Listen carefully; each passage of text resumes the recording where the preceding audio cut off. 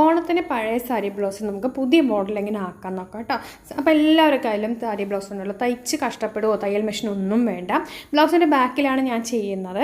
അപ്പോൾ നമുക്ക് എന്ത് നമ്മൾ വർക്ക് ചെയ്യുമ്പോഴും ഗ്ലൂ ഒട്ടിപ്പിടിക്കാതിരിക്കാനായിട്ട് നമുക്ക് ചുരിദാറിലാണെങ്കിലും എന്തിലാണെങ്കിലും നടുക്കൊരു ന്യൂസ് പേപ്പറോ എന്തെങ്കിലും ഒരു പേപ്പർ നമ്മൾ വെച്ച് കൊടുക്കണം, കാർഡ്ബോർഡോ എന്തെങ്കിലും വെച്ച് കൊടുക്കണം കേട്ടോ. എന്നിട്ട് വേണം ചെയ്യാനായിട്ട്. ഇപ്പം ഞാൻ എടുത്തിരിക്കുന്നത് ഫ്ലാറ്റ് ആയിട്ടുള്ള ഹാഫ് പേൾസാണ് എടുത്തിരിക്കുന്നത്. അതെടുത്തിട്ടുണ്ട്. നല്ല ക്വാളിറ്റി നോക്കിയിട്ട് എടുക്കാനായിട്ട് ശ്രമിക്കുക, അല്ലാന്നുണ്ടെങ്കിൽ കളറ് പോകും. അതുകൊണ്ടാണ്. അപ്പോൾ അത് ഇതുപോലുള്ള ഇതെടുത്തിട്ടുണ്ട്. പിന്നെ നമുക്ക് വേണ്ടത് ഞാൻ വൈറ്റ് ഗ്ലൂ ആണ് എടുക്കുന്നത്, ഫാബ്രിക് ഗ്ലൂ. ഇതെന്താണെന്ന് പറഞ്ഞാൽ നമുക്ക് നനച്ച് കഴിഞ്ഞാൽ എന്തായാലും പോകും, സത്യം പറയാമല്ലോ.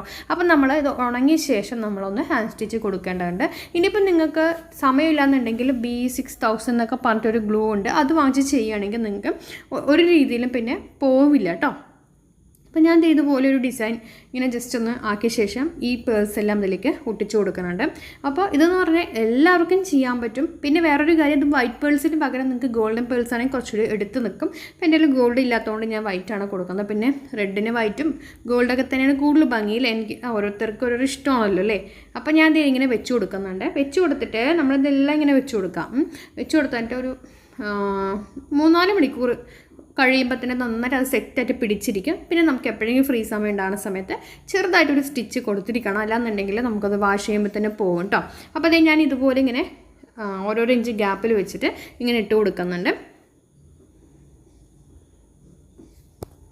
ഇത് ട്രാൻസ്പെറൻറ്റ് ഗ്ലൂ ആണ്, അതുകൊണ്ട് തന്നെ ഗ്ലൂ കുറച്ച് കൂടുതൽ ഇട്ടാലും കുഴപ്പമൊന്നുമില്ല. കുറച്ച് നേരം കഴിയുമ്പോൾ ഉണങ്ങുമ്പോൾ അങ്ങനെ ഒരു ഗ്ലൂവിൻ്റെ സംഭവമേ അതിൽ കാണില്ല.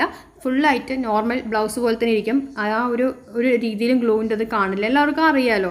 അപ്പോൾ ഞാനിപ്പോൾ ഇതിങ്ങനെ വെച്ചെടുക്കുന്നുണ്ട്. അതിനുശേഷം ഇതിപ്പോൾ ഇങ്ങനെ എടുത്ത ശേഷം അതിൻ്റെ നടുക്കും കൂടി ഒന്ന് ചെറിയൊരു ഇത് കൊടുക്കണ്ട കേട്ടോ. അതെ കണ്ടോ, ഇങ്ങനെ വെച്ചിട്ട് നടുക്ക് നമുക്ക് ഇതുപോലെ ഒന്നുകൂടി ഇട്ട് കൊടുക്കാം, അല്ലെങ്കിൽ നമുക്കതൊരു ഇതുപോലെ അവിടെ ഉണ്ടാവും. അതുകൊണ്ടാണ്.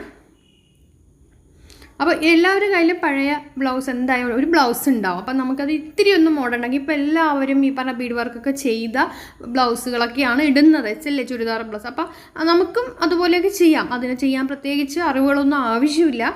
ഇതുപോലെ ഇങ്ങനെ ചെയ്യാൻ അറിഞ്ഞാൽ മാത്രം മതി. ഇതേ അപ്പം ഞാൻ അത് ഫുള്ളൊന്ന് ചെയ്തെടുത്തിട്ട് കാണിച്ചു തരാം. അപ്പോൾ ഇത് ഫുൾ ചെയ്തെടുത്തിട്ടുണ്ട്. ഇനി നമുക്ക് ഉണങ്ങിയ ശേഷം ഒന്ന് ഹാൻഡ് സ്റ്റിച്ച് കൊടുത്തെടുക്കുക. അപ്പോൾ ഇതാണ് അതിൻ്റെ ഫൈനൽ ലുക്ക് വരിക. ഫ്രണ്ട് നെക്കിൻ്റെ സൈഡിലും കൂടി ചെയ്യണം കേട്ടോ, ഒരു സൈഡും കൂടി ചെയ്യാൻ മറക്കരുത്. സ്ലീവിൽ വേണമെന്നുണ്ടെങ്കിൽ സ്ലീവിലും ചെയ്യാം. അപ്പോൾ വീഡിയോ ഇഷ്ടമായി കമൻറ്റ് ചെയ്യാൻ മറക്കരുത്. അപ്പോൾ ചെയ്ത് നോക്കണം. ഓണം വരാറായി. അപ്പോൾ താങ്ക്